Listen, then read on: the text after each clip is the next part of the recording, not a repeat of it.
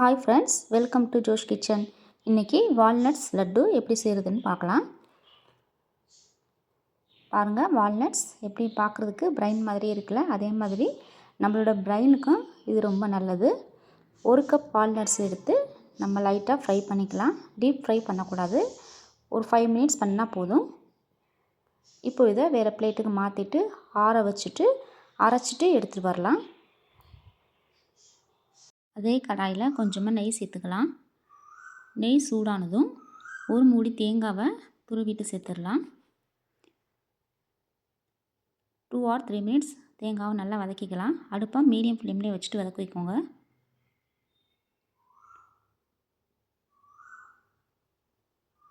பாருங்கள், தேங்காவை நல்லா வதக்கியாச்சு. இந்த ஸ்டேஜில் நம்ம அரைச்சி வச்சுருக்க வால்நட்ஸை சேர்த்துடலாம். ரொம்ப ஃபைன் பேஸ்ட்டாக அரைச்சிடக்கூடாது, கொஞ்சம் கரகரப்பாக இருக்கணும். இது கூடவே 3/4 கப் அளவு நாட்டு சர்க்கரை சேர்த்துருக்கேன். நாட்டு சர்க்கரையும் மிக்ஸி ஜாரில் ஒரு ஓட்டு ஓட்டிட்டு சேர்த்துடலாம். கொஞ்சமாக ஏலக்காய் தூள், கொஞ்சமாக நெய்யையும் சேர்த்துட்டு அடுப்பை மீடியம் ஃப்ளேம்லேயே வச்சுட்டு நல்லா கிளறிக்கலாம். இது எல்லாம் ஒன்றோடு ஒன்று சேர்த்து நல்லா மிக்ஸ் ஆகணும், அது வரைக்கும் கிளறிக்கோங்க. பாருங்கள், நல்லா லட்டு பிடிக்கிற அளவுக்கு பதத்துக்கு வந்துடுச்சு. அவ்வளோதான், ஸ்டவ் ஆஃப் பண்ணிடலாம். இப்போது நமக்கு தேவையான ஷேப்பில் நம்ம லட்டு பிடிச்சிக்கலாம். டேஸ்டியான walnuts laddu ready. Thank you friends.